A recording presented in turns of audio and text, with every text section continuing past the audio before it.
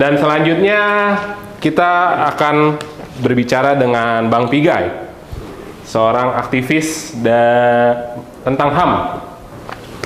Bang Pigai, sebagai seorang aktivis HAM, menurut Bang Pigai, gimana sih pandangan Bang Pigai soal tuduhan-tuduhan yang dilemparkan terhadap Mahat Al-Zaitun, dan bagaimana dengan nasib alumninya? Apakah ada HAM yang dilanggar di situ? Ya, baik, terima kasih ya. Yang pertama begini, saya salah satu yang ikut memberi masukan dalam penyusunan undang-undang terorisme. Saya salah satu dari sedikit orang yang minum kopi bersama Ali Imron di luar penjara. Saya bisa duduk live di ALC dengan Hendro Priyono, Kapolri, Kepala BNPT, Pak Tito Karnavian, dan orang-orang unggul dalam pemberantasan terorisme. Yang sipil biasa cuma saya. Artinya, ya saya mengerti dong. Yes. Saya mengerti. Jadi mengerti soal kalau orang yang ingin berorientasi pada pendirian sebuah negara khilafah, ya, dalam sudah pasti diimpus namanya doktrin maut yang disebut takfiriyah. Doktrin maut, ya, yang disebut takfiriyah. Ya. Kalau doktrin takfiriyah itu sangat tidak mungkin dan mustahil, ya, memiliki relasi kuat dengan negara. Sangat tidak mungkin dan mustahil memiliki relasi kuat dengan Pancasila, Undang-Undang Dasar 1945, apalagi bicara kebinekaan. Doktrin takfiriyah itu sangat tidak mungkin memiliki relasi dengan Yahudi, apalagi menyanyi lagu Yahudi. Doktrin takfiriyah itu tentara dan polisi adalah musuh yang harus dibunuh. Ya, saya sudah bilang dari awal siapa saya kan, saya sudah ngomong bahwa saya bisa minum kopi berdua dengan Ali Imron, tokoh teroris Indonesia bom Bali. Ya, saya ikut menyusun undang-undang terorisme, memberi masukan. Jadi kalau ketika khotbah-khotbah, pidato-pidato Panji Gumilang memiliki relasi dengan tentara, Muldoko, Hendro Priyono mengucapkan Pancasila, Soekarno, mazhab Soekarnoisme, mengagung-agungkan Indonesia, itu dalam kami yang mengerti soal dan memahami orang-orang yang menginginkan negara khilafah, itu sangat tidak mungkin. Bertolak belakang ya? Sangat tidak mungkin dan mustahil. Mustahilun. Ini saya bicara soal cara pandang gini. Di dalam persoalan kalau bicara soal agama itu ada dua. Ada forum internum, ya. Forum internum. Kata-kata dari orang-orang yang mengaku mengerti itu saya membenarkan dulu. Kalau bicara forum internum itu tata cara peribadatan dan aturan-aturan peribadatan internal agamanya. Nah, kalau forum eksternum itu relasi dengan orang lain. Jadi kalau ada sesuatu, saya bisa berbicara dalam konteks forum eksternum. Karena di sana di Al Zaitun bicara tentang soal Yahudi, soal Salam alaikum, soal Pancasila, soal Undang-Undang Dasar 45, soal negara dan bangsa dengan sesama manusia, perdamaian, keadilan sosial, kemanusiaan, maka memiliki relasi dengan saya. Cara pandang Islam itu Di situ sebenarnya mengejawantakan apa yang namanya ukhuwah insaniyah dan ukhuwah watoniyah. Mengagungkan, memuji dan mempertahankan toleransi antar sesama manusia dengan saya yang bukan agama Islam. Ukhuwah watoniyah dengan negara, bangsa. Ya. Terlepas dari ukhuwah insaniyahnya, itu forum internum. Ya. Ukhuwah Islamiyahnya itu forum internum. Ya. Kalau ukhuwah Islamiyah itu kami agak susah masuk. Ya. Misalnya bagaimana relasi antar umat Islam, bagaimana peribadatan di internal, itu kan yang memahami kalian. Ya. Kalau kami tidak paham. Ya. Tapi ketika Anda bicara tentang satu sentrum utama pendidikan yang berbicara tentang soal aspek-aspek watonia, aspek-aspek insania, ya, maka pasti menyentuh dengan saya. Ya. Ya, oleh karena itulah maka dalam pemahaman dan orang yang sedikit mengerti soal itu, sangat tidak mungkin Panji Gumilang dengan Al-Zaitunnya itu memiliki relasi yang kuat dengan orang yang menganut doktrin takfiriyah, doktrin maut.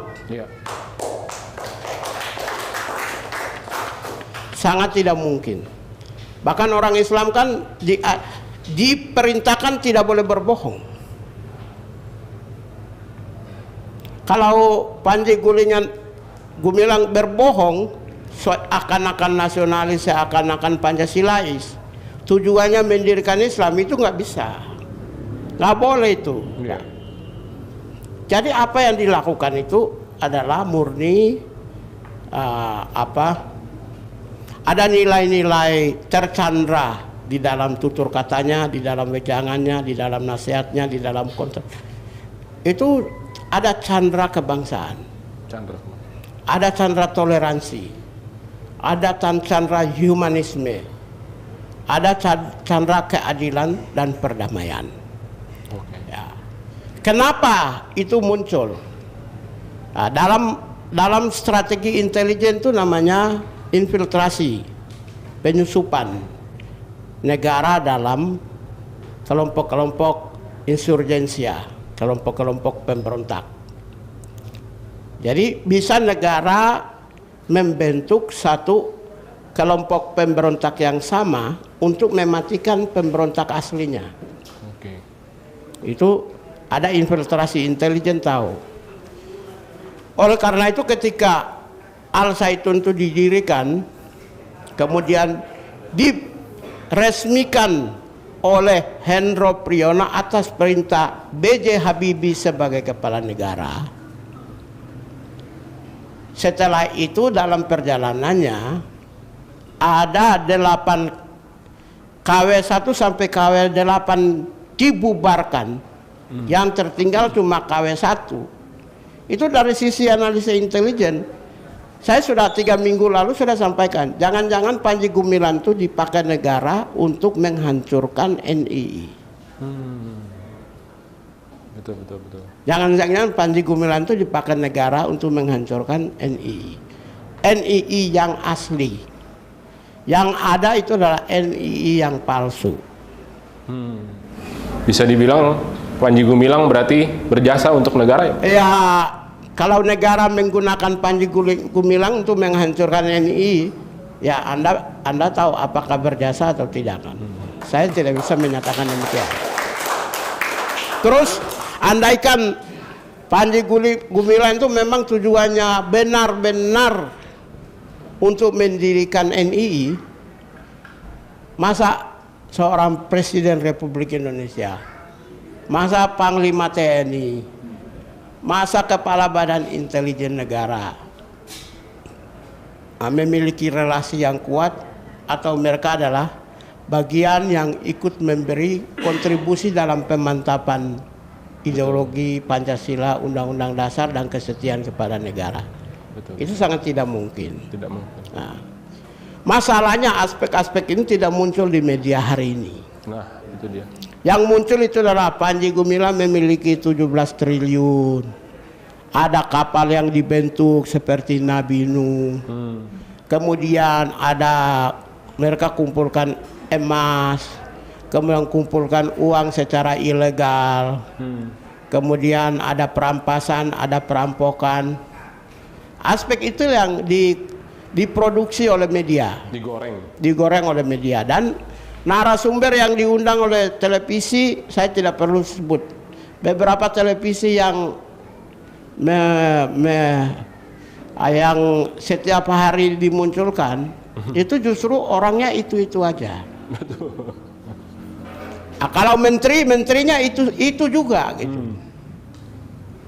Nah, menterinya itu juga. Bu, saya belum mendengar pernyataan dari Menteri Agama. Belum. Yakut. Terakhir ditanya hanya tertawa beliau. Ya, belum. Tapi ada menterinya itu aja. Dan itu sering muncul pada saat dekat-dekat pemilu. Jadi kami orang luar itu memandang seperti saya ini, saya memandang, saya tahu lah soal intelijen saya tahu. Saya 5 tahun saya penyelidik Komnas HAM kok. Saya ketuanya lagi. 8.000 kasus per tahun saya nangani. Selama 5 tahun itu sudah 35.000. Belum tentu ada polisi yang bisa nangani seperti saya. Ya, oleh karena itu kalau kita menganalisis secara detail, menurut saya persoalan kasus Panji Gumilang itu ada yang memanfaatkan untuk muncul kapitalisasi Al Zaitun supaya namanya dikenal publik, seakan-akan membela kebenaran, supaya dilirik sebagai pimpinan nasional, supaya dipilih oleh rakyat. Satu. Ada partai politik yang sama juga melakukan hal yang sama. Tapi ada kelompok tertentu yang ingin merebut aset. Ada juga. Ada juga ya. Ada yang ingin merebut aset. Kesempatan tuh mau dimanfaatkan. Ya, mau rebut aset. Ada yang ingin mendongkel Panji Gumilang dan mereka mau menguasai kembali. Ada juga. Ada juga. Ada. Ini kan kita dari sisi kita kan penyelidik profesional. Betul. Maaf aja ya, satu-satunya kasus KPK hari ini di Indonesia yang bebas itu kakak saya dan saya ketua timnya. Saya bikin prestasi hari ini minggu lalu.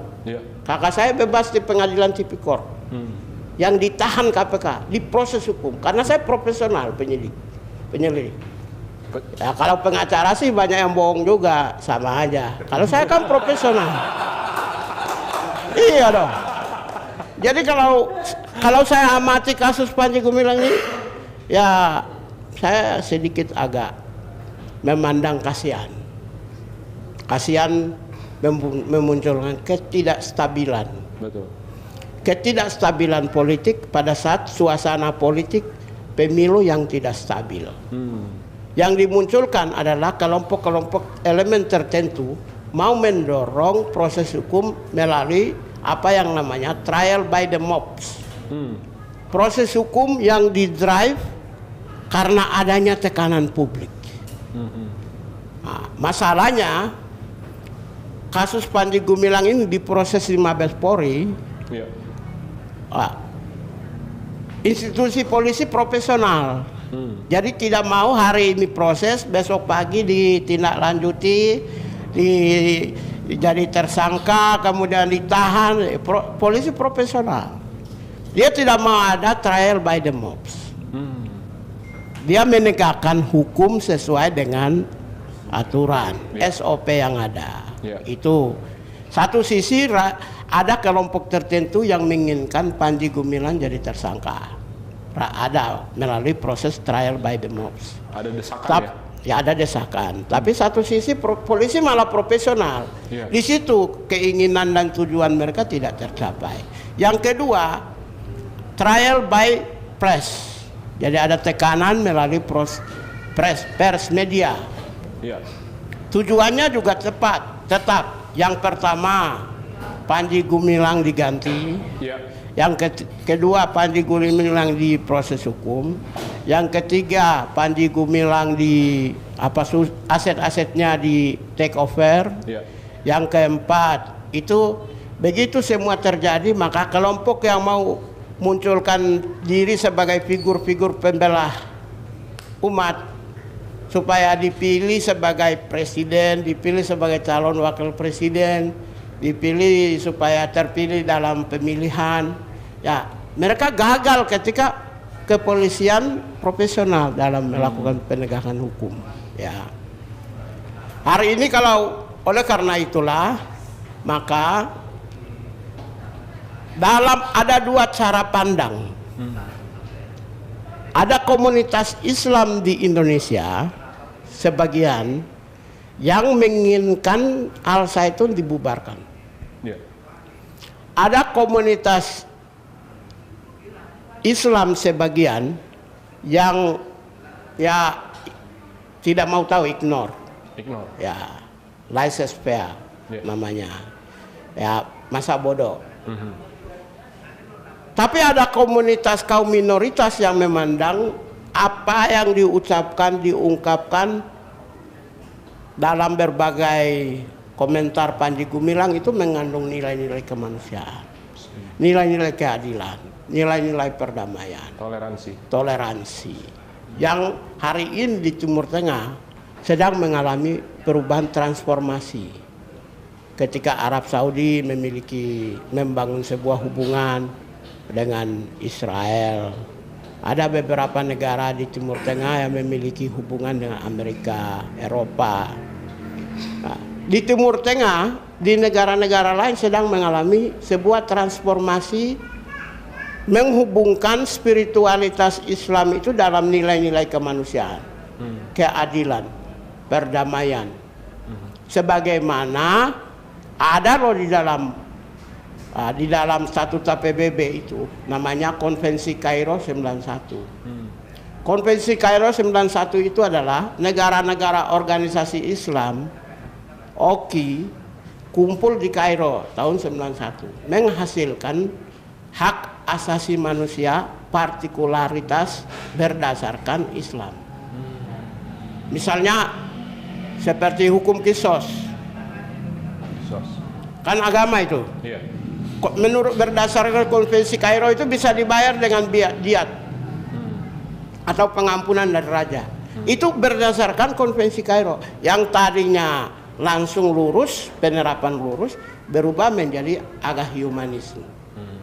Kecuali orang yang membunuh lebih dari satu orang atau secara sistematis, boleh dihukum mati. Tapi itulah sebenarnya ada Konvensi Kairo 91 dan itu diadopsi oleh Perserikatan Bangsa-Bangsa. Jadi biarlah rakyat ini harus tahu bahwa Islam punya hak asasi manusia. Ada konvensi HAM di Islam yang dihasilkan oleh para pemimpin organisasi Islam OKI tahun 91 di Kairo, dan itu diadopsi oleh PBB menjadi sebuah undang-undang, sebuah konvensi, dan dijadikan sebagai lembar produksi peraturan internasional. Tapi itu dipakai di negara, diwajibkan untuk digunakan di negara-negara Islam. Nah, ketika kalau kita mendengarkan apa yang disampaikan oleh Al Zaitun, ya pimpinan Al Zaitun, sebenarnya ada nilai-nilai partikularitas Islam yang memiliki relasi kuat dengan hak asasi manusia itu yang dimunculin. Sayang sekali kalau harus. Jadi sayang sekali kalau yang sebenarnya sesuatu yang ingin mengejawantakan sebuah konvensi yang dihasilkan oleh pemimpin negara-negara OKI yang diadopsi oleh Perserikatan Bangsa-Bangsa mau dilaksanakan, kemudian tidak mau. Ada kelompok yang tidak mau.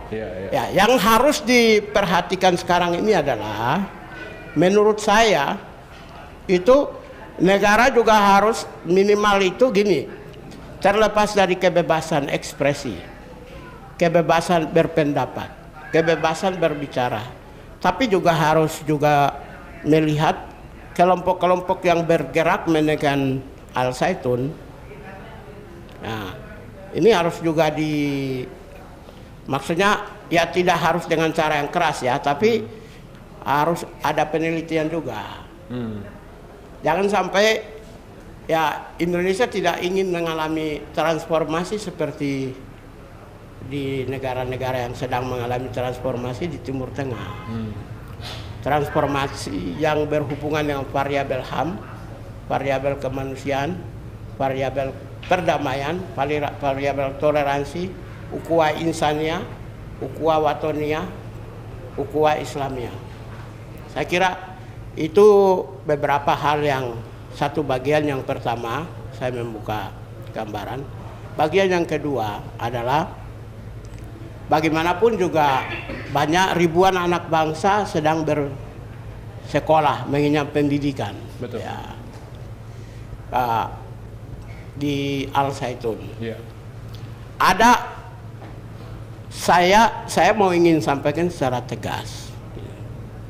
Ada satu perbuatan ya, tindakan melalui tutur kata, apa yang diungkapkan, apa yang disampaikan oleh media, apa yang disampaikan oleh oknum-oknum tertentu atau kelompok-kelompok tertentu terkait dengan Al Zaitun, itu sebenarnya adalah humiliation. Humiliate. Mempermalukan ya. Ya, humiliate. Hate speech. Hate speech. Menyerang kehormatan, harga diri dan martabat. Jadi kalau kan gampang, ada dua. Al Zaitun adalah sebuah organisasi. Dalam proses penegakan hukum, organisasi tidak bisa dihukum. Ya, dalam penegakan hukum itu yang bisa dihukum hanya oknum. Betul. Ya. Tapi ketika oknum yang dimaksud di sini adalah Pak Panji Gumilang. Jadi ketika orang sudah menyerang organisasi, maka semua orang yang bekerja, orang yang berpendidikan, orang yang mengenyam pendidikan, alumni, semua sebenarnya diserang dan dipermalukan kehormatannya, harga dirinya, martabatnya, dan dignitinya. Di sini terjadi kekerasan verbal. Kekerasan verbal. Itu torture. Kekerasan verbal itu torture. Penyiksaan ya. Penyiksaan. Itu berdasarkan konvensi anti penyiksaan. Itu kekerasan atau penyiksaan itu tidak hanya fisik. Ya. Di dalam konvensi PBB anti penyiksaan itu bisa juga mental, bisa juga terhadap harga diri, kehormatan, nama baik. Ya, oleh karena itu sudah terlihat semacam ada serangan terhadap kehormatan, harga diri dan martabat, khususnya mereka yang berpendidikan, mereka yang sudah jadi alumni, mereka yang bekerja di situ, atau mantan orang yang pernah bekerja di situ. Nah, dalam suasana seperti ini, negara harusnya hadir untuk melindungi dan memproteksi mereka ini. Setuju.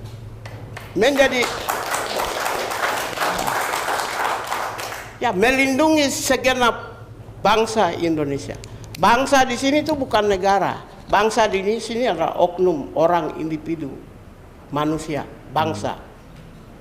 Ya, karena itu harusnya negara pertegas lakukan pemisahan untuk melindungi kehormatan. Nah, menjadi persoalannya adalah justru pemimpin tertinggi menyerang kehormatan, ikut menjadi bagian dari orang oknum-oknum yang menyerang kehormatan. Bagian dari oknum-oknum yang menyerang harga diri, melakukan hate speech. Yang sebenarnya tidak diberikan kewenangan secara spesifik untuk sebagai aktor-aktor yang bisa melakukan proses hukum. Betul. Bukan profesinya. Bukan profesinya. Ya. Bahwa Anda memiliki tugas pokok dan fungsi untuk terkait dengan aspek-aspek bidang hukum, ya silakan. Tapi Anda tidak boleh memberikan clue-clue yang menunjukkan satu subjek atau satu objek tertentu untuk dijadikan sebagai orang yang harus dihukum. Tidak boleh. Ya, harusnya pemimpin negara itu adalah pengayom, Ya. pelindung.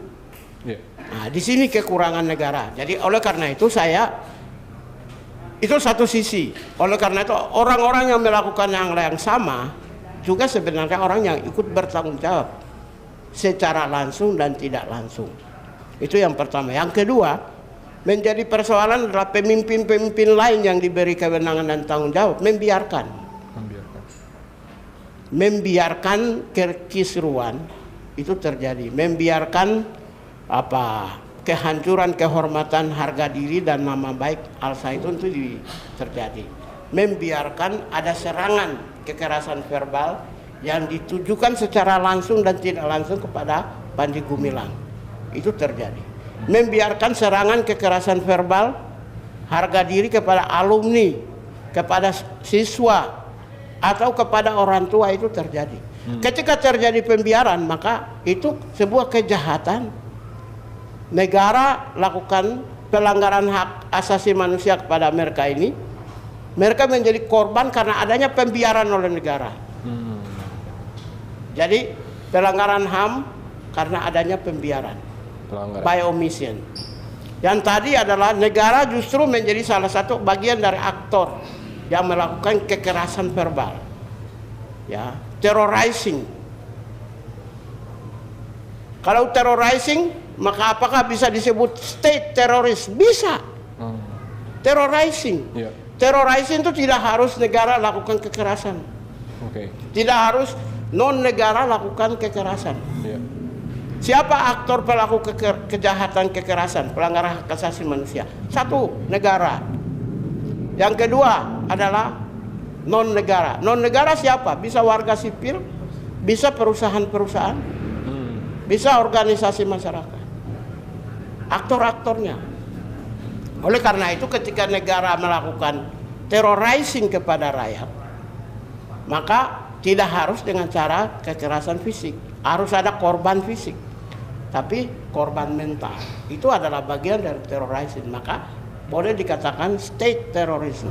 Berarti kalau media-media yang melakukan pemberitaan tidak berimbang, itu juga press terrorism. Itu melanggar HAM. Itu juga ada press terrorizing, bukan terorisme.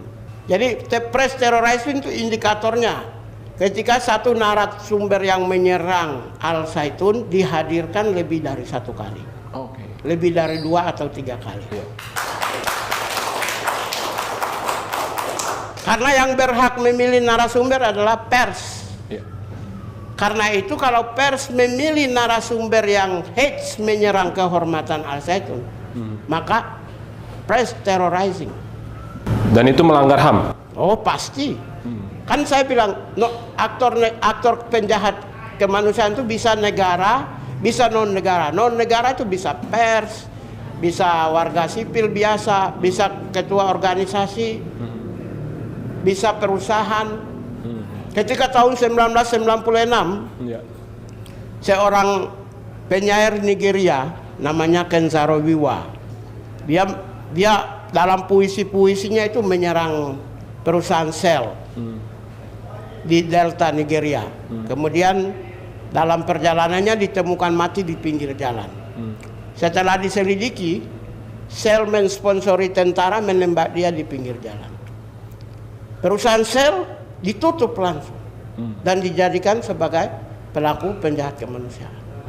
Seluruh dunia, Amerika dengan Inggris duduk sama-sama menghasilkan sebuah peraturan di negaranya bahwa semua perusahaan Amerika dan Inggris wajib menaati hak asasi manusia. Baru dikonstruksi tahun 99 oleh PBB sebagai bagian dari salah satu konvensi. Itu artinya ya penjahat kemanusiaan itu bisa organisasi. Bisa aktor. Organisasi itu pers. Bisa. Pers itu bisa jadi aktor penjahat kemanusiaan. Pelaku menyerang kehormatan sahabat, pers terrorizing. Tadi. Ya, saya kira itu beberapa hal.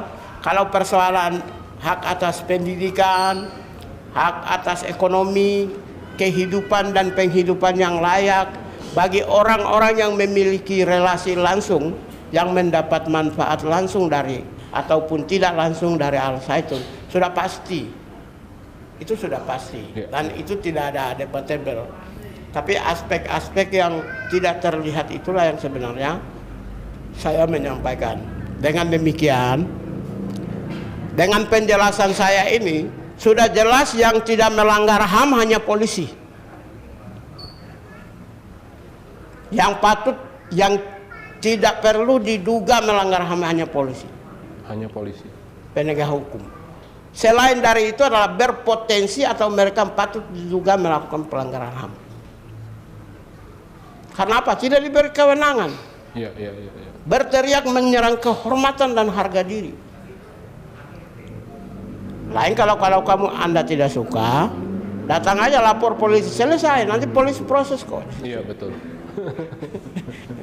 Tapi Anda mau ingin mempertahankan supaya organ bergerak terus menerus, menyerang terus menerus, memobilisasi terus menerus, pers menyiarkan terus menerus, itu namanya terrorizing. Meneror. Ya. Melakukan tindakan kejahatan. Okay. Saya kira itu catatan dari saya dan terima kasih. Terima kasih Pak.